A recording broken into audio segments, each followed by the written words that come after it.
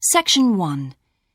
You will hear a conversation between two friends called George and Nina about a summer music festival. First, you have some time to look at questions 1 and 2.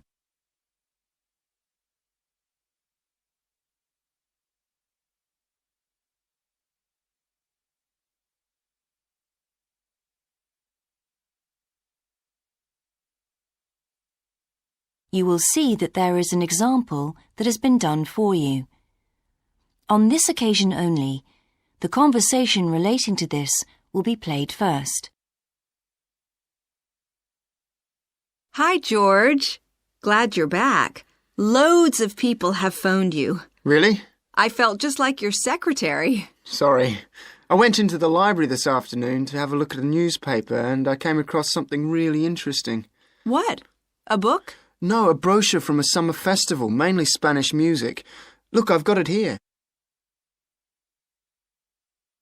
George says that he found a brochure from a festival, so B has been circled as the answer. Now we shall begin.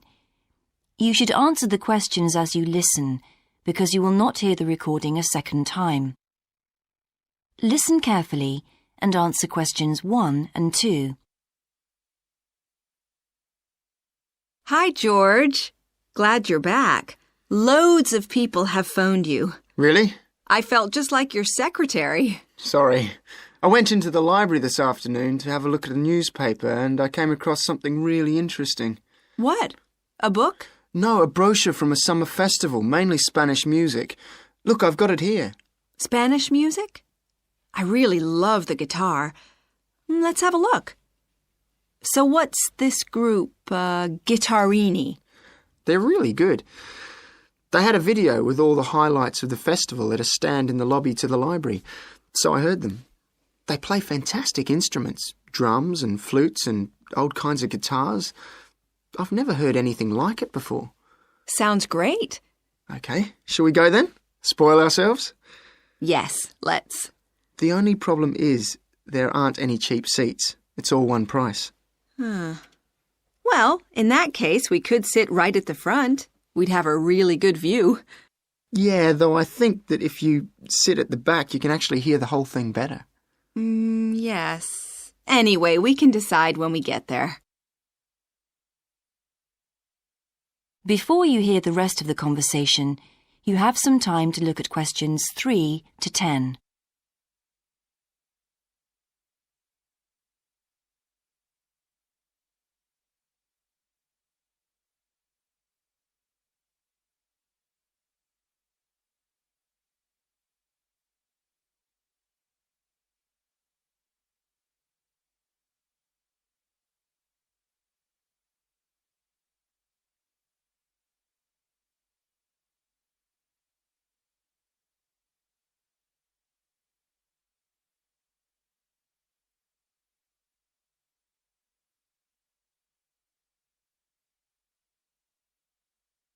Now listen and answer questions 3 to 10.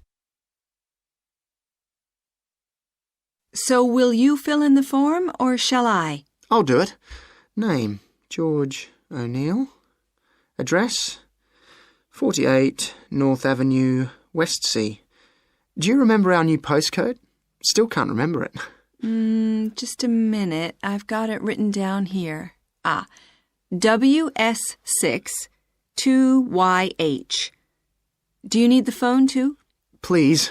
I'm really bad at numbers.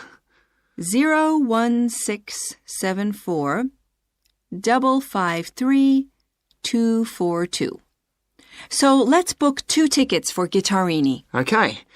If you're sure $7.50 each is all right. How do you feel about the singer? I haven't quite decided. But I've noticed something on the booking form that might just persuade me. What's that then? Free refreshments. Really? Yes, look here. Sunday, 17th of June. Singer. Ticket, £6, includes drinks in the garden. Sounds like a bargain to me. Yes. Let's book 2 tickets for that. So, what else? I'm feeling quite keen now. How about the pianist on the 22nd of June? Anna Ventura?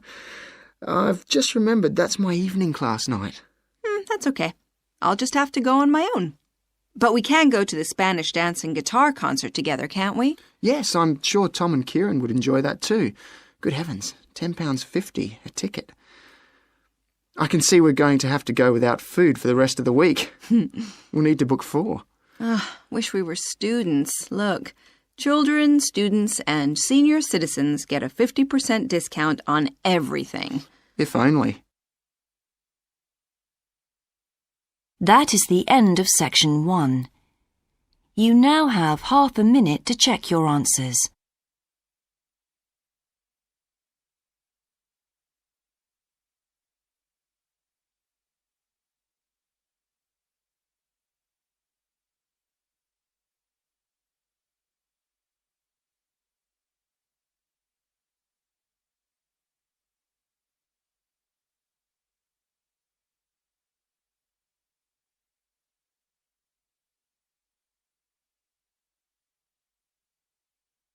Now turn to section 2.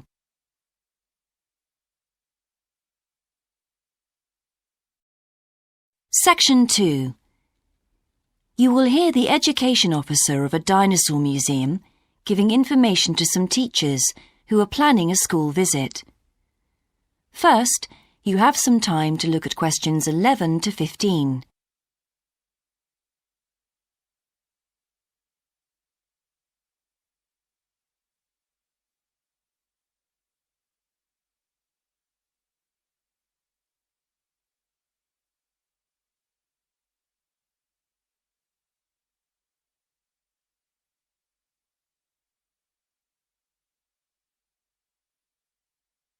Now listen carefully and answer questions 11 to 15. Hello, and thank you for asking me to your teachers' meeting to talk about the Dinosaur Museum and to tell you a bit about what you can do with your students there. Well, let me give you some of the basic information first. In regard to opening hours, we're open every day of the week from 9 a.m. to 8 p.m. except on Mondays, when we close at 1:30 p.m. And in fact, the only day in the year when we're closed is on the 25th of December. You can book a guided tour for your school group any time that we're open. If you bring a school group to the museum, when you arrive, we ask you to remain with your group in the car park. One or more of the tour guides will welcome you there and brief you about what the tour will be about. We do this there because our entrance is quite small and we really haven't got much room for briefing groups in the exhibition area. As far as the amount of time you'll need goes, if you bring a school group, you should plan on allowing a minimum of 90 minutes for the visit. This allows 15 minutes to get on and off the coach, 45 minutes for the guided tour, and 30 minutes for after-tour activities. If you're going to have lunch at the museum, you will of course have to allow more time. There are 2 cafes in the museum with seating for 80 people. If you want to eat there, you'll need to reserve some seating, as they can get quite crowded at lunchtime. Then, outside the museum at the back, there are tables, and students can bring their own lunch and eat it there in the open air. Before you hear the rest of the talk, you have some time to look at questions 16 to 20.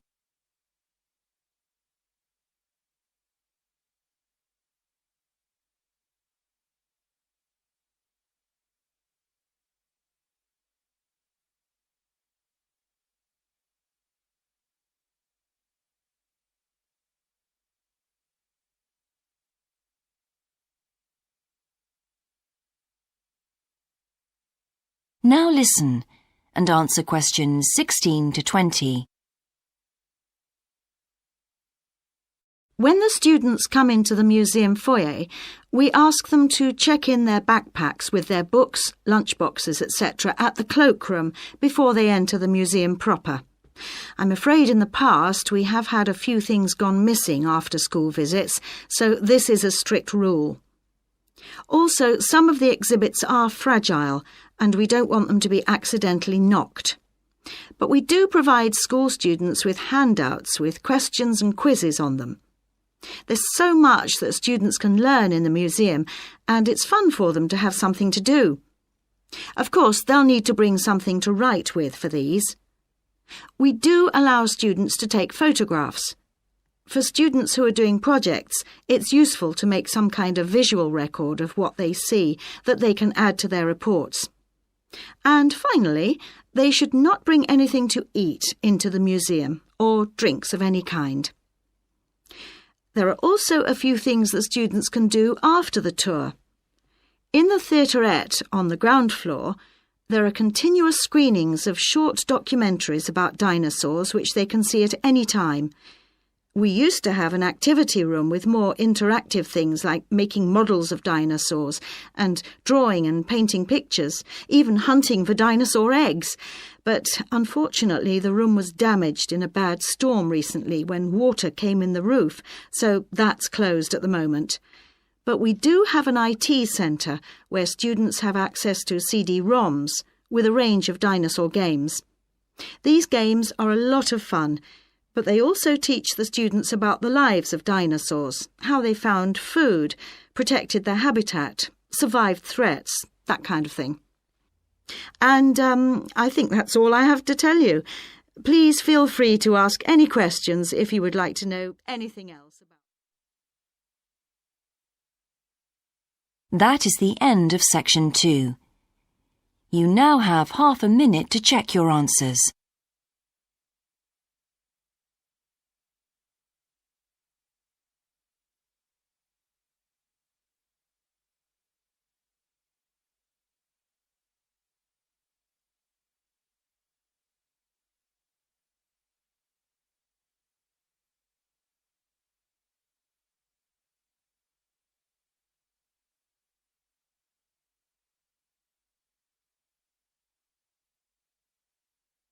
Now turn to section 3.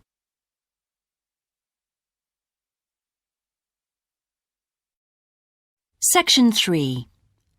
You will hear a student called Sandra talking to her tutor about a draft proposal she has written for a competition. First, you have some time to look at questions 21 to 24.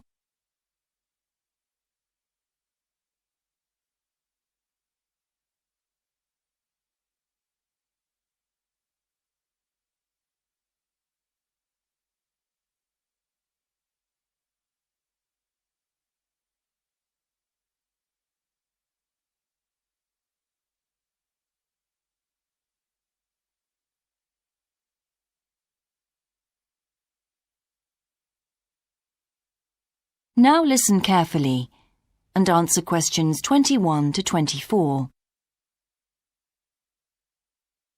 Right, Sandra. You wanted to see me to get some feedback on your group's proposal, the one you're submitting for the Geography Society field trip competition. Uh-huh. I've had a look through your proposal, and I think it's a really good choice. Oh. In fact, I only have a few things to say about it, but even in an outline document like this, you really have to be careful to avoid typos and problems with layout in the proposal, and even in the contents page. So read it through carefully before submitting it, okay? Will do.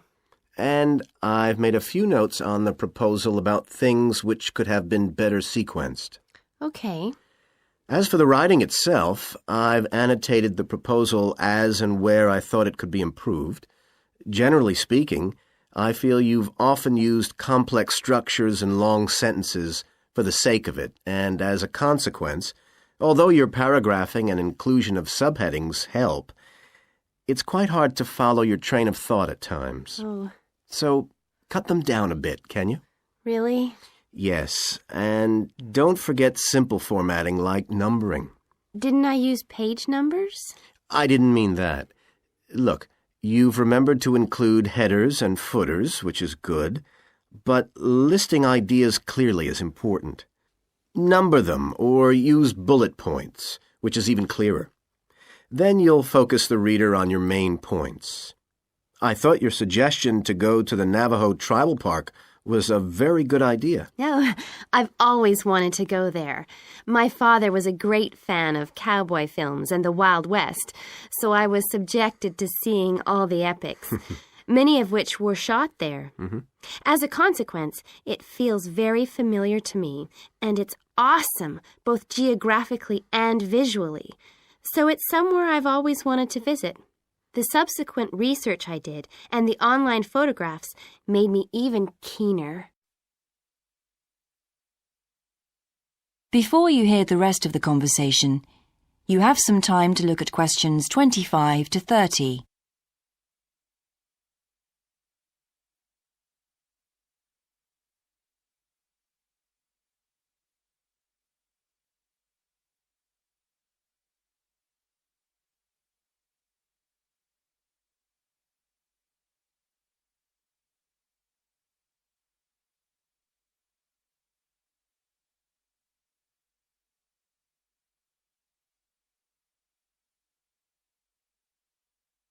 Now listen and answer questions 25 to 30. Interesting. Right, let's look at the content of your proposal now. Did you find it comprehensive enough? Well, yes and no. You've listed several different topics on your contents page, but I'm not sure they're all relevant. No? Well, I thought that from the perspective of a field trip, one thing I needed to focus on was the sandstone plateau and cliffs themselves. The way they tower up from the flat landscape is just amazing. The fact that the surrounding softer rocks were eroded by wind and rain, leaving these huge outcrops high above the plain. It's hardly surprising that tourists flock to see the area. Well, yes, I'd agree with including those points. And then the fact that it's been home to Native American Navajos and all the social history that goes with that. The hardships they endured trying to save their territory from the invading settlers. Their culture is so rich. All those wonderful stories. Well, I agree it's interesting, but it's not immediately relevant to your proposal, Sandra. So, at this stage, I suggest you focus on other considerations. I think an indication of what the students on the trip could actually do when they get there should be far more central, so that certainly needs to be included and to be expanded upon. And I'd like to see something about the local wildlife and vegetation, too. Not that I imagine there's much to see. Presumably the tourist invasion hasn't helped. Okay, I'll do some work on those two areas as well. But you're right, there's not much apart from some very shallow-rooted species. Although it's cold and snowy there in the winter, the earth is baked so hard in the summer sun that rainwater can't penetrate. So it's a case of flood or drought, really. So I understand. Now, before we look at everything in more detail, I've got a few factual questions for you. It would be a good idea to include the answers in your finished proposal, because they're missing from your draft. Fine. So you mentioned the monoliths and the spires, which was good. But what area does the tribal park cover? Do you know? 12,000 hectares, and the plain is at about 5,850 meters above sea level. Larger than I expected. Okay, where's the nearest accommodation? That's a practical detail that you haven't included. Have you done any research on that? Yes, there's nowhere to stay in the park itself, but there's an old trading post called Goulding quite near. All kinds of tours start from Goulding, too. What kind of tours? Well, the most popular are in four-wheel drive Jeeps, but I wouldn't recommend hiring those. I think the best way to appreciate the area would be to hire horses instead and trek around on those. Biking is not allowed, and it's impossible to drive around the area in private vehicles. The tracks are too rough. Okay. Lastly, what else is worth visiting there? There are several caves, but I haven't looked into any details. I'll find out about them. Okay, good. Now what I'd like to know is more about... That is the end of section 3. You now have half a minute to check your answers.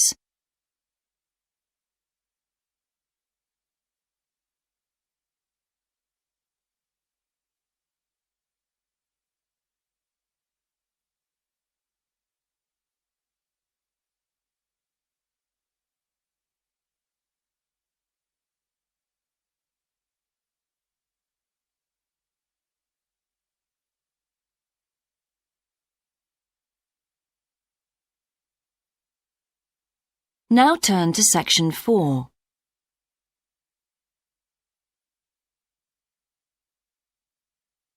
Section 4. You will hear a lecturer's introduction to a geography module. First, you have some time to look at questions 31 to 40.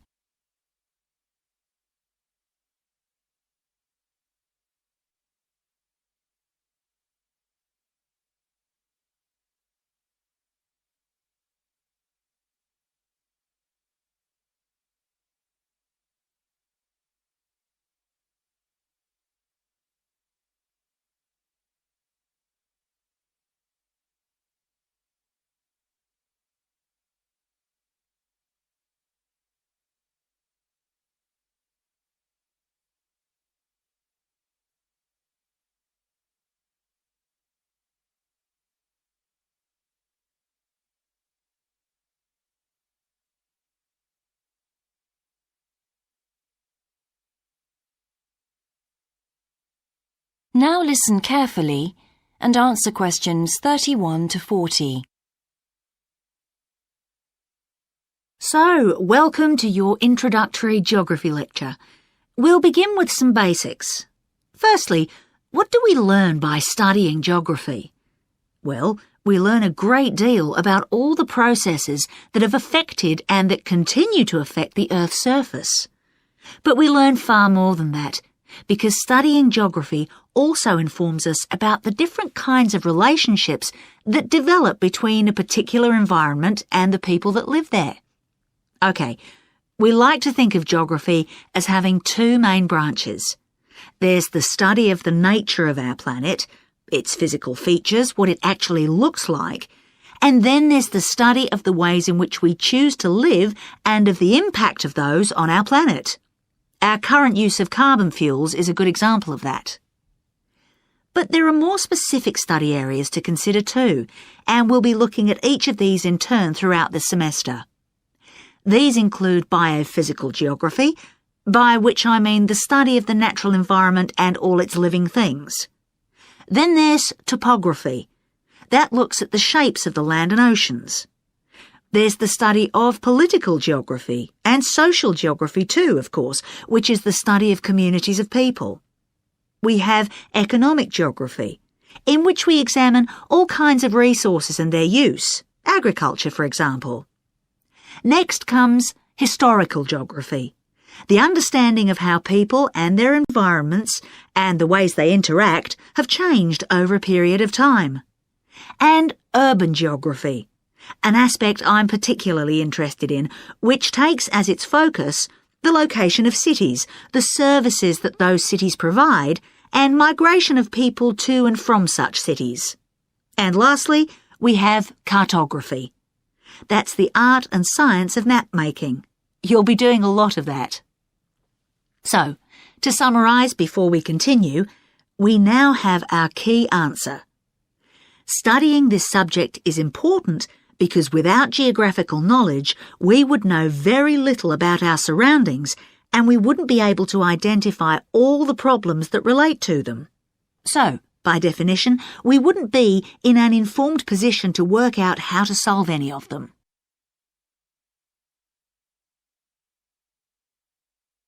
Okay, now for some practicalities. What do geographers actually do? Well, we collect data to begin with. You'll be doing a lot of that on your first field trip. How do we do this? There are several means. We might, for example, conduct a census, count a population in a given area perhaps. We also need images of the Earth's surface which we can produce by means of computer generation technology or with the help of satellite relays. We've come a very long way from the early exploration of the world by sailing ships, when geographers only had pens and paper at their disposal. After we've gathered our information, we must analyse it. We need to look for patterns, most commonly those of causes and consequences. This kind of information helps us to predict and resolve problems that could affect the world we live in. But we don't keep all this information confidential. We then need to publish our findings so that other people can access it and be informed by it. And one way in which this information can be published is in the form of maps. You'll all have used one at some stage of your life already. Let's consider the benefits of maps from a geographer's perspective. Maps can be folded and put in a pocket and can provide a great store of reference when they're collected into an atlas. They can depict the physical features of the entire planet if necessary, or just a small part of it in much greater detail. But there is a drawback. You can't exactly replicate something that is three-dimensional, like our planet, on a flat piece of paper, because paper has only 2 dimensions. And that means there'll always be a certain degree of distortion on a map. It can't be avoided.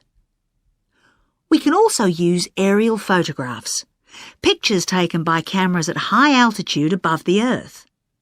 These are great for showing all kinds of geographical features that are not easy to see from the ground. You can easily illustrate areas of diseased trees, or how much traffic is on the roads at a given time, or information about deep seabeds, for example. Then there are Landsats. These are satellites that circle the Earth and transmit visual information to computers at receiving stations. They circle the Earth several times a day and can provide a massive information. You'll all be familiar with the information they give us about the weather, for example. So, what we're going to do now is look at a short presentation in which you'll see all these tools. That is the end of section 4. You now have half a minute to check your answers.